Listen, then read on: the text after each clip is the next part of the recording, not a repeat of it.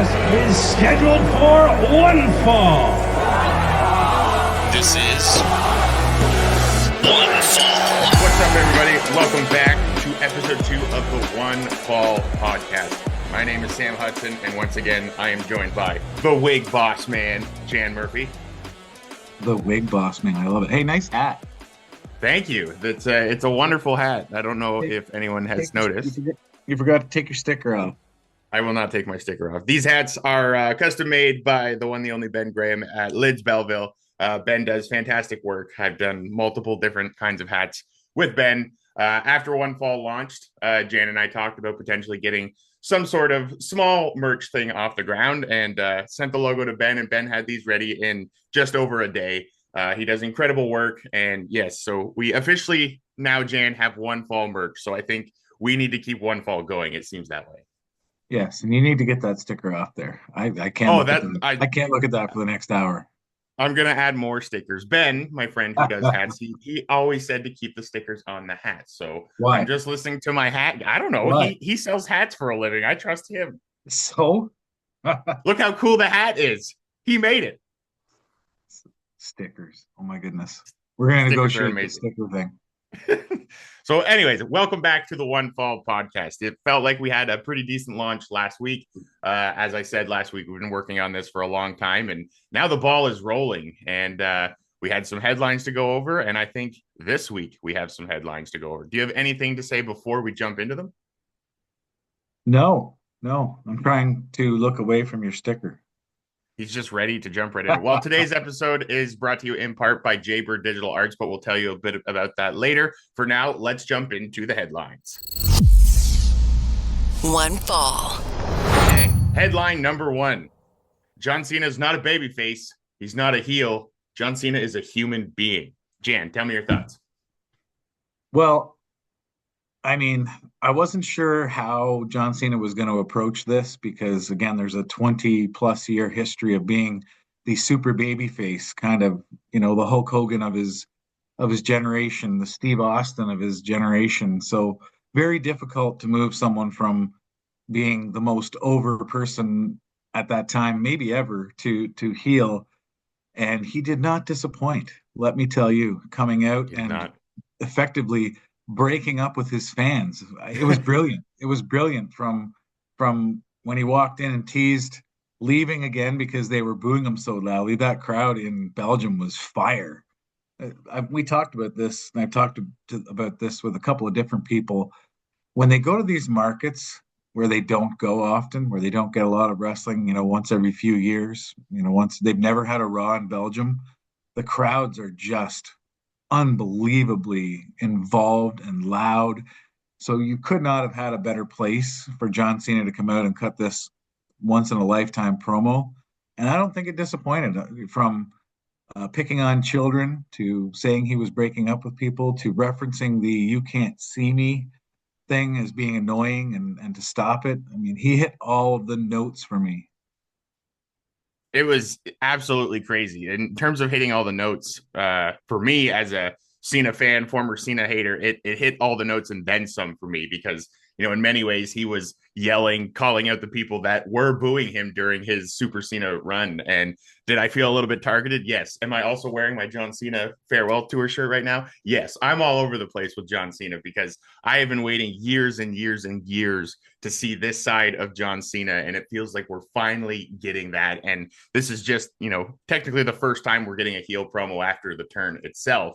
And so I'm so excited as to where it can go from here. And it seems like so is the rest of the WWE universe, because the video on YouTube of the promo itself had something like 3 million views in 24 hours. Apparently across all platforms, it might have crossed the 100 million mark. So people are incredibly invested in John Cena and his heel turn, where this is going, where it will have the match going in the future. It's all just incredibly exciting stuff. We have a child that was called out in the middle of this promo that is probably starting his villain arc now, dressed to the nines in John Cena gear. John Cena, his hero, points at him and tells him that he's toxic and dysfunctional. Like, that stuff is brilliant.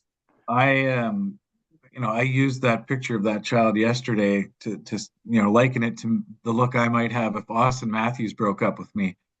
as you know, because I love Austin Matthews probably more than any other athlete or celebrity, except maybe Ryan Reynolds, but that's a whole other story.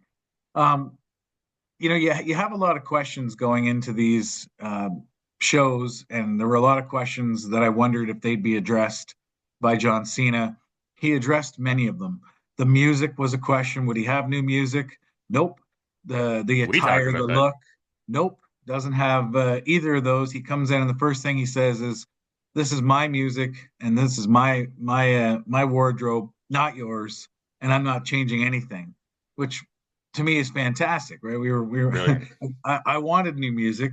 I thought I wanted new music. I thought I wanted a new look, but I don't. I want them to just Yeah. continue to, stick it in people's faces and say, I'm not changing a thing. All y'all, I'm breaking up with you, so screw you, which I love.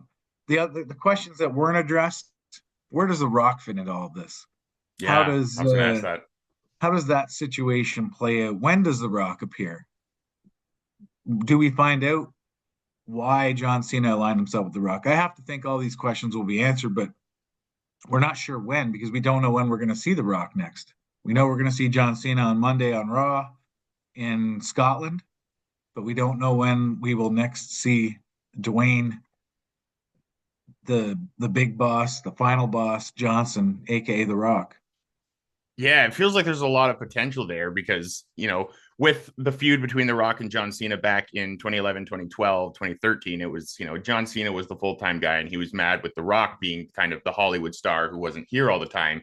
And now it's kind of, John Cena has ended up taking that place and is kind of embroiled in that with Cody. Cody's taken a couple shots about him, being not here all the time, so to speak. So I'm very interested to see where it could go as for the Hollywood angle of it all. But yeah, as for now, I do like the idea of letting Cena as a heel breathe on its own and then maybe reincorporating The Rock later, just so it's not entirely The Rock is the reason behind all of this. Is The Rock the mastermind behind this? Is John Cena mad at morons like me who would go to events and chant Cena sucks as loud as I can? Who knows what it is? There's so much possibility and potential here.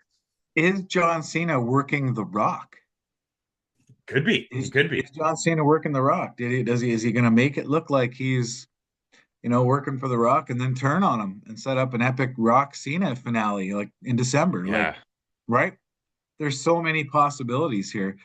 The other questions that were answered, sort of, not entirely, was, how would Cody Rhodes respond? And Cody came down to the ring, and I wasn't sure. I was like, man, is the crowd going to get behind Cody on this one? Or are they going to get behind Cena because we're so enthralled? Remember how Stone Cold Steve Austin tried to turn heel, and he tried his what, Didn't. everything he tried, the crowd just embraced it because they loved him Yeah. so much, right? He had a hard time turning. I mean, short of, and I think that's why Cena went after kids. He went after Yeah. his fans, things like that, right? Because you almost have to cross that line to get to be someone that the crowd, despises, that they stop sympathizing with. Austin never could do that, never found the magic formula.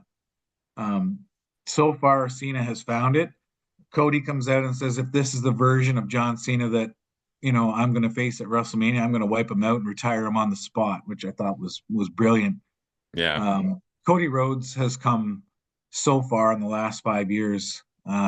Watching him return, go through everything he went through to get to the top and get that undisputed title, and now to have had it for a year and get to face John Cena in his last WrestleMania, and that says everything about what Cody Rhodes has accomplished. And what did you think of his promo? I thought it was good as far as Cody Rhodes promos can go. It depends on how much of my fan hat I have on right now. Obviously, with the former disdain I had, Take your fan hat off and just talk as someone who's analyzing wrestling. but I am doing that. I'm saying, as a fan, I've never necessarily enjoyed Cody Rhodes because of the disdain I had for Cena and then Roman Reigns in my fan days. And so now, kind of as the fun way to watch wrestling is I enjoy the heels on the way to the top. And so Cena coming out and then Cody coming out generated a large reaction.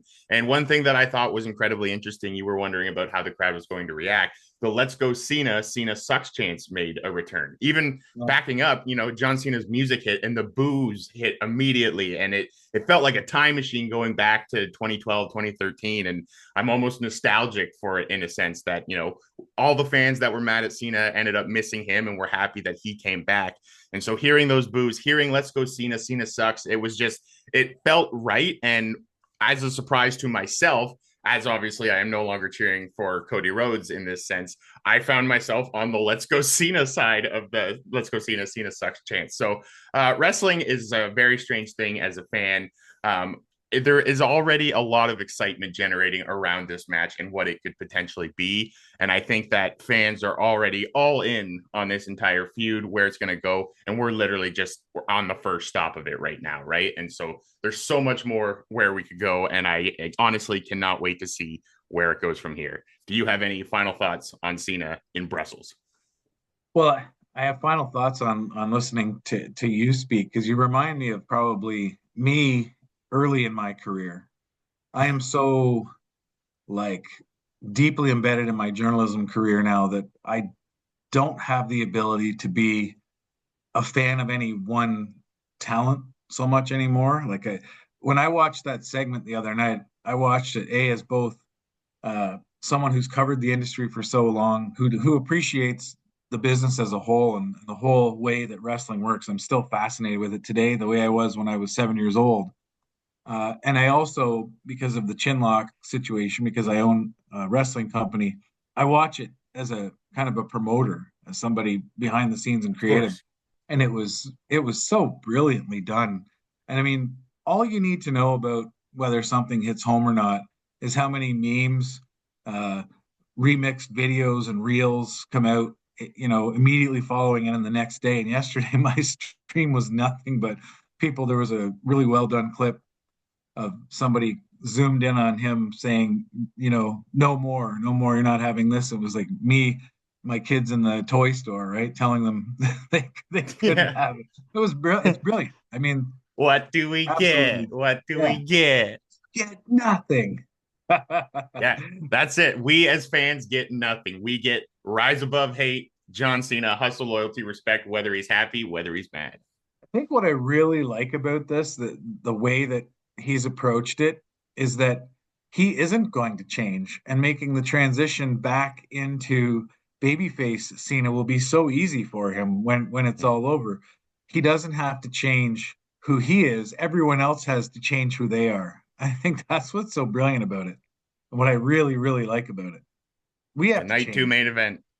The night Absolutely. two main event, Cody Rhodes versus John Cena for the undisputed WWE Championship. Up to us to change, not him. OneFall. Okay, headline number 2. Jimmy and Jey Uso are potentially realigning. Maybe there's some brotherly love in the air. Jan, thoughts?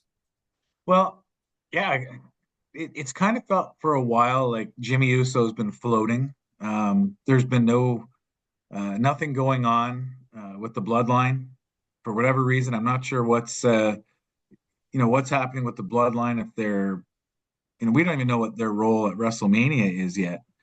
So that's partly interesting to me. So kind of the offshoot of that, from what I've observed, is there hasn't been a lot for Jimmy Uso lately. He's been on the show, but not really moving anywhere that I can tell yet. So on SmackDown, after Gunther comes back, he sits down beside Jimmy Uso and basically implored him to talk some sense into his brother, that, this match against Gunther is only going to go one way and he should talk him out of it. And Jimmy pops up and suddenly starts defending his brother. And I'm like, wow, are we going to see Jimmy and Jey come back together in some way? I mean, if Jimmy's not destined to be part of the bloodline or anything like that going forward, it makes sense to bring him back together with his brother. I don't know what the plans for Jey Uso are beyond WrestleMania, but then we get a little teaser at the end of Raw on Monday that there's a tag team match next week, and Jey Uso will have a mystery partner. Well, to me, that's going to be Jimmy. I could be wrong, but I feel like there's a reunion happening here, and that might be it. It seems like it could be headed that way for sure, right? Because when War Games was happening back in November, that was when we had, the bloodline, the OG bloodline versus the new bloodline. And that was kind of the story that was transpiring there with Jey Uso. I think he lost the Intercontinental Championship to Braun Breaker, and then Jimmy kind of came back in the fold, and they were trying to convince and will Jey join, will Jey not join, kind of thing. And then, spoiler alert, I guess Jey Uso did end up joining. So we kind of had that small reunion for the Usos in that moment there. But then after War Games happened, everyone kind of went their separate ways, and it was all moving on to the Rumble kind of deal. And then we haven't had anything about the Usos since then. So now, as you said, there's a mystery partner. Who could it possibly be other than, the person that he was, tag team champions with all those times over all those years? One of the greatest tag teams of all time, whether you want to argue that or not, the stats back that up, right? Maybe the greatest. Yeah, I mean, they're definitely up there. They've had so many runs and all these legendary matches against the New Day as well. And it seems like it could be headed that way. Is that the right thing for the story for Jey Uso and Gunther, though? That's what I'm wondering. That's a real good question. I was wondering that as you were talking, sort of alluded to it when I said, what is the plan for Jey Uso? Is he not going to beat Gunther at WrestleMania? And then there's a reunion of the Usos. Does he beat Gunther with Jimmy's help? And then, spiral that into some other storyline, Jimmy versus Jey again. Who knows, right? The Jimmy versus Jey that we had was not the best version. I had this built up in my head for years. When these two finally did stop being a tag team and face each other, it would be one of the greatest, rockers type situations ever. And it really didn't hit. So putting them back together certainly makes sense for Jimmy Uso. He's not at the top of the card right now. I think I shared something with you this morning, and I said I sort of agreed with. It was really, written very strongly, way more strongly than I would have written it. But I'm not sold on Jey Uso yet. He is, to me, a catchphrase and a couple of moves, and he doesn't deliver across the board like others do for me. He doesn't. He's not great on promos. He's a good wrestler. He's a great tag team wrestler. He's a good singles wrestler, in my opinion. So I'm not sure where he goes post WrestleMania. Are they going to stay with this to see what he can do? They're going to put the title on him, see what he can do, strictly based on his popularity, because and his catchphrase. Because I haven't seen a catchphrase catch on like that since probably Stone Cold. The Rock used to bring catchphrases like that, right? That people would go, maybe Enzo and Cass. Remember, how popular they got. Very similar circumstances. So we'll see. I like the idea of bringing them back together, but I want to know where it goes and what happens for Jey, because right now he is among the most popular performers on the entire roster. It is interesting to think where it could go, because as you were saying that, I just had a bit of a flashback. I remember there was some conversation back in the 2013-2014 era with someone who had a catchphrase and just a few moves and wasn't that great on the mic. His name was Daniel Bryan. I don't know if you remember him, but there was some sentiment involving him that potentially was where he was as well. And obviously Daniel Bryan would go on to become one of the greatest WWE champions of all time. He's gone to other promotions and had success there as well. Maybe is Jey Uso earlier on in his singles career? Absolutely. But as you said, he is caught on like wildfire with the fans. When his music hits, there's people, you're supposed to do it with a certain part of the song, but the second his music hits, people are out there yeeting up and down, left and right. And it's caught on so strongly that he feels like such almost a cornerstone of current day WWE, right? Because that drone shot that Triple H has been doing with Netflix on Raw feels like wholly designed to get the crowd while they're eating with Jey Uso. So a lot of their vision, I guess, for the future of WWE feels like it might be tied into Jey Uso. But again, it all just depends on WrestleMania on where the match could go and Who knows whether Jimmy could be involved? Who knows whether Ludwig Kaiser could end up being more involved? So there's a lot And to see what's going to happen there. and where do things go for Gunther from there? Also factor into this, but just while you were talking, is it possible Jay, win or lose, reunites with Jimmy and they engage in some sort of bloodline feud again with Tamatanga? Uh, who knows, right? I mean, that would work for me as well if they were able to, peel them off. But where does Gunther go, right? I think Gunther belongs up, facing the Cody Rhodeses and in that upper echelon at this point. I think he is one of the 5 to 7 best all around talents that they have. Where he used to maybe lack a little on promos, he has improved leaps and bounds in the last year and a half. So I do consider Gunther, one of the upper talents on the roster. So yeah, very interesting. I won't be surprised if Jimmy is Jay's mystery partner on Monday, even if it's just a one-off. Mm-hmm. Yeah, it definitely seems like that would be the right fit. But as we know, Triple H enjoys subverting our expectations when it comes to the product. So I guess we'll just have to wait and see for Monday. In the meantime, though, we got some more. OneFall is produced in part by Jaybird Digital Arts. Looking for top quality graphic design? Then look no further than Jason Reese and Jaybird Digital Arts. Musicians, business owners, performers, event promoters, athletes, Or a professional wrestler. or maybe you're just someone in need of expert photo editing and design work. You need a graphic designer who can bring your vision to life. So once again, let me introduce you to Jason Reese of Jaybird Digital Arts. Logos, t-shirts, stickers, business cards, flyers, social media graphics, photo editing, print ads. He's skilled, he's creative, and he's reliable. Jay takes the time to understand your style and creates designs that truly represent you, whether it's for your brand, event, or a personal project. He consistently delivers work that gets noticed. Jaybird logos are seen everywhere, from Chinlock Wrestling's logos and posters, t-shirts, and even here with the OneFall logo. I can't recommend him enough. His service, creativity, and attention to detail are a cut above the rest. Visit jaybirddigitalarts.com or email jaybird.digitalarts@gmail.com to get started today. That's jaybirddigitalarts.com or email jaybird.digitalarts@gmail.com and tell him OneFall sent you. And just remember, his business looks good when your business looks good. OneFall. Line number 3, we have a Spar of Queens with Charlotte and Tiffy. It's getting heated up. Jan Murphy, thoughts? All right.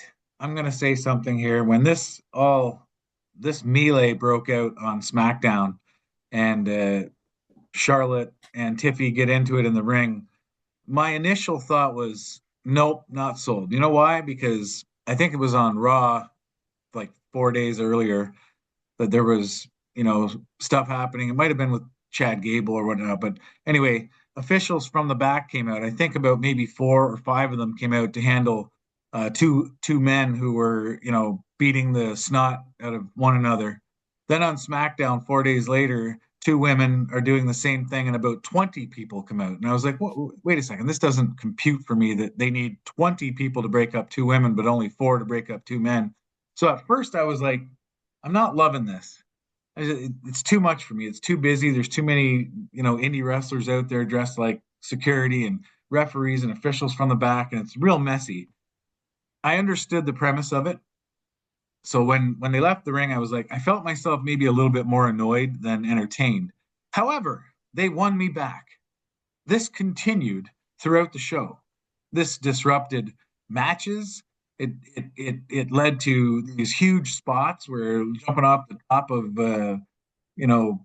overheads down onto large crowds, and it just didn't stop. And by the time the show was over, it had fully won me over. So I apologize for maybe not being as entertained by it in the beginning as I was by the time it was told. I'm guilty of not giving Triple H the benefit of doubt on that one. My cat's meowing. Can you hear We got that? a run-in. Wow. I do hear it. Run-ins are a normal part of wrestling. It's all good. It's Yeah. I feel like Triple H has earned the right to, we got to let him cook, as the kids say. We need to trust the process, because as we've seen with Triple H running WWE, is that it's been entertaining pretty well the entire time. Yeah, there's been spots that have, not necessarily been 10 out of 10, but that's normal when you're producing multiple shows every week the way that, Triple H got on this train and he will not get off of it for a long time. And I want to say that, WWE has been wildly entertaining since he has, pardon the NXT pun, taken over. And it seems like it's going to continue going that way. And so Charlotte and Tiffy seems it's a perfect comparison between the two, because when Tiffy was on her rise to the top, it was she's the next Charlotte Flair. She's the next Charlotte Flair. And, she wins Money in the Bank in Toronto and then she cashes it in. She is now WWE champion. And who does she have to face? Who wins the Royal Rumble but the 97,000 time women's champion that is Charlotte Flair, making her big return from injury. So in terms of having security guards come to break it up, does that potentially lend to, their two huge forces meeting that they need every hand on deck to try and break them up? Whereas, sometimes if it's just a brawl, you have a couple guys come out to split it up. I don't know. I don't book shows. I'm not the storyteller in that sense. So they got you back. I'm not sure how it would be better, so to speak. This had to do this WrestleMania matchup had to do a bunch of things for me. It had to reestablish Charlotte Flair as a legitimate, top of the card talent, because she'd been gone for so long, and some other women have, risen to the top, and Rhea Ripley to me sits on the top of that pile right now. And this also had to elevate Tiffany to the top, and so far it is delivering. Now, it must deliver at WrestleMania in that Tiffany must win this match.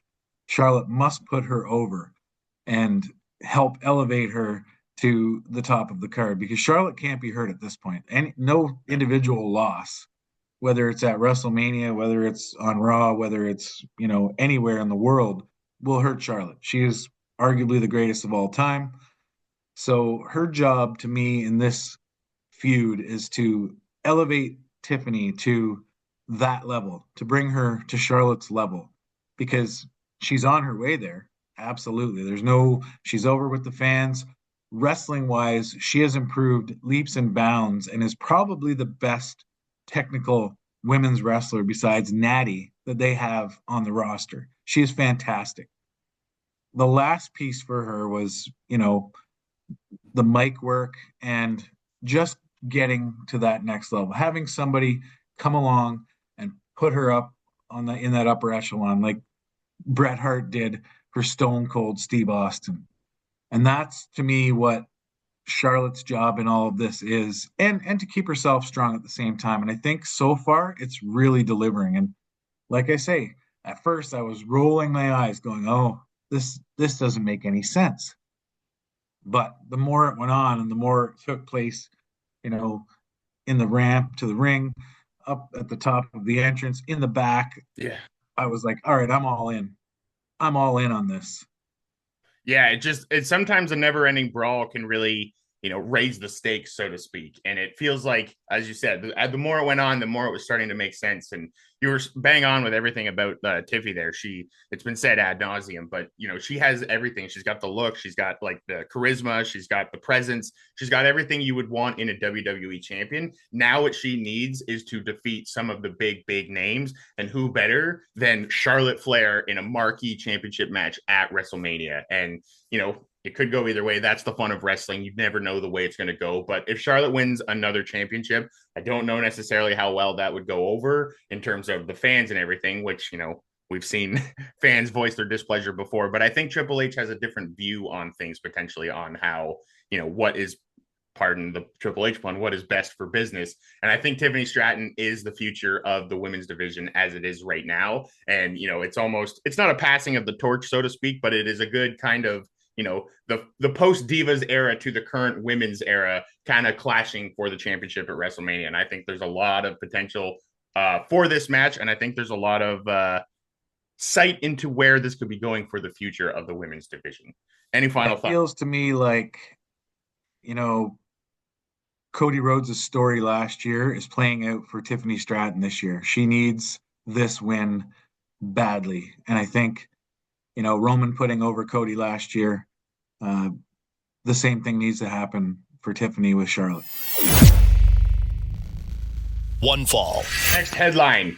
We might need to see some ID because it looks like that strange American-made luchador has reappeared. Jan, what do you think? At first, I did not think this was going to last long. I thought that person would be unmasked right there on the spot, almost instantly, or at least before that show ended a couple of weeks ago. And when it didn't, I was like, I kind of think I like this. And then it happened again, and then Chad Gable's outright denial and making up excuses and putting himself in places. It's been really well done. It's brought a little bit of the kind of the comedy that R-Truth brings to the shows, which I really enjoy.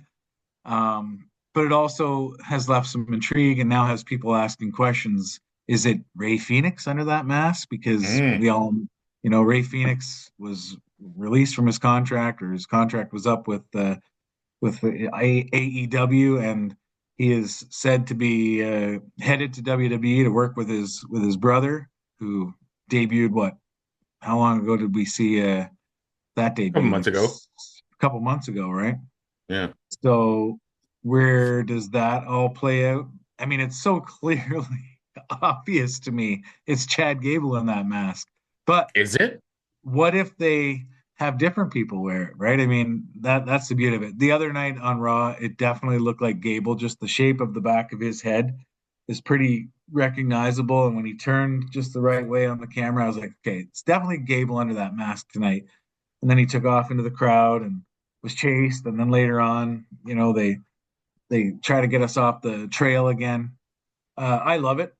I love what Gable has done himself in the last. I spoke with him last year at WrestleMania in Philadelphia and told him, that at that point I was really enjoying his work. Fantastic wrestler, maybe the best wrestler on the entire roster. Johnny Gargano would be in that conversation. Seth Rollins would be in that conversation, but I love what Chad Gable has done and is doing. I love heel Chad Gable. Works way better for me than babyface. And this angle, wherever it's going, is really enjoyable and fun. That's the part I really enjoy about it, is it's fun. I like fun in wrestling.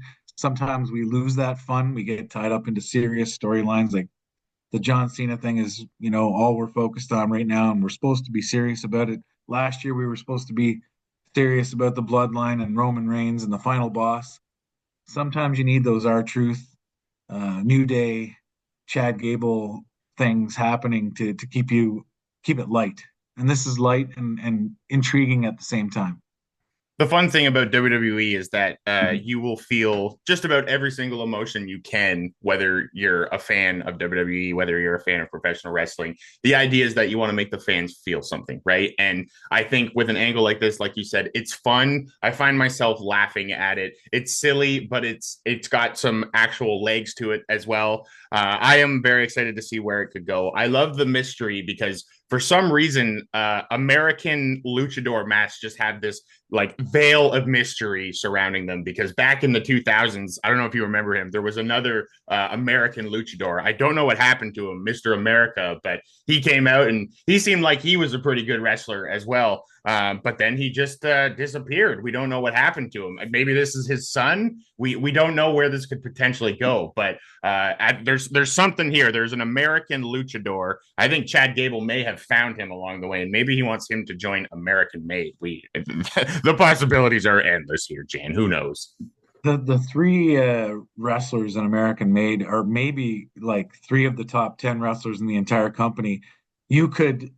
I enjoy them so much. You could take, the Intercontinental title, the U.S. title, and the tag titles, and put them in that stable, and I would enjoy it right now. Like, I enjoy what is happening. Plus, they're all fantastic in-ring performers, and that to me sometimes is lost in, someone's really good ability to cut a promo or someone else's really compelling storyline. We lose how good someone can actually be inside that ring, and American Made are fantastic inside the ring. And right now with the Canada US tariff war Yeah. and the heat toward Donald Trump from around the world, what better time to stick an American flag over Chad Gable's shoulder and create this heel stable that everyone hates, but you love to hate them. That's what the goal of being a bad guy in wrestling is, right? And I mean, you're going to have some Americans that are going to go right behind that, but then on the other side, I mean, it's been done over and over. You also have the American babes, which it feels like they could come into play in this as well, because that is also another fun, silly stable. That is also an offshoot of, Chad Gable used to be the head of that stable, and now they're feuding, so to speak. And because of this rivalry, that's why Chad Gable went searching for the mysteries of Luchador. Yeah, it feels, for a small comedic angle in somewhere that happens in the show, it's not a headline angle. It is one that I'm already deeply invested in, and I'm excited to see where it could go. Do you have any final thoughts on this, Jen? Just that what you see on TV every week is, handpicked by, Triple H and the creative folks behind the scenes who run the show. But the reason they pick those things is because they believe it to be what will be the most entertaining to us.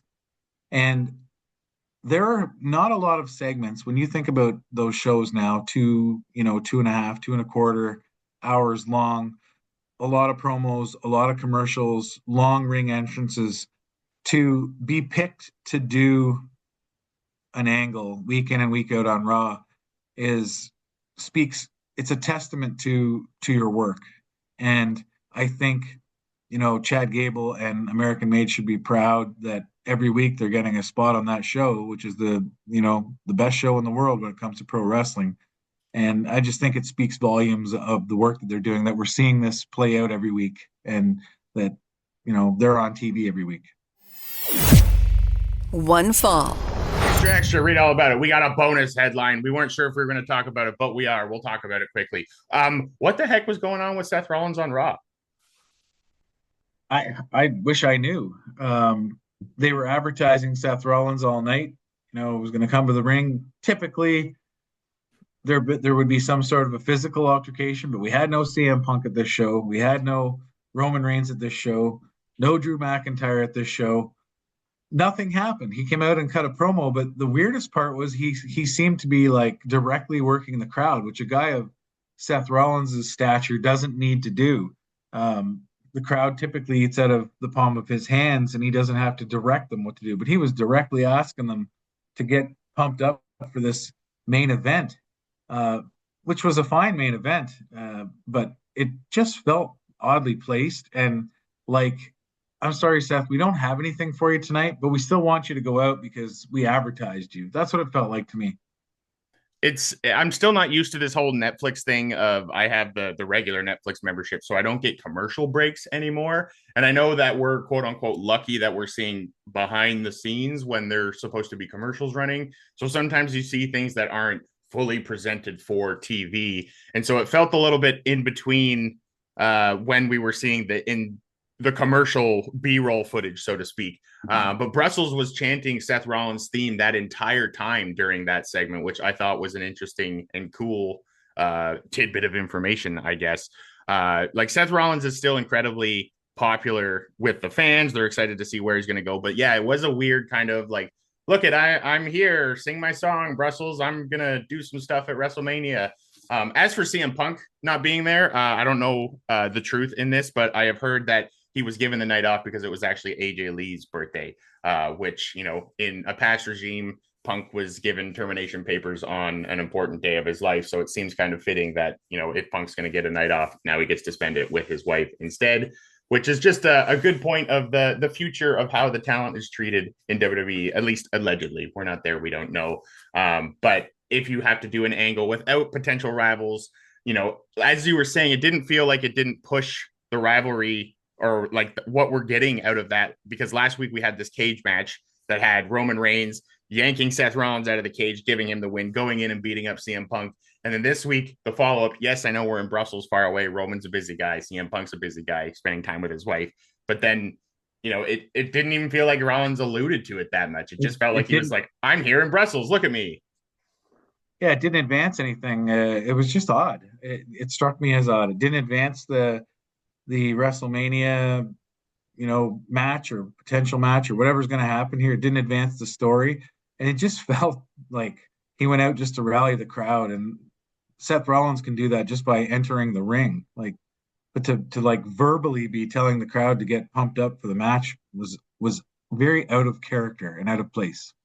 Yeah, I mean, Brussels would want to see Seth Rollins. So, in a sense, if there is nothing for him, maybe that was just the best possible option to get him out there, get the crowd. Because Brussels, as you said earlier in this show, they wanted to be vocal. They wanted to cheer and chant every single possible thing they can. And obviously, Seth Rollins' theme feels like a hallmark of crowd chants these days. So, yeah, who knows where it could go? Maybe next week on Raw, we'll have some more answers if Roman or Punk can make it out to Germany. But if not, we're just going to have to keep chanting Seth Rollins' song.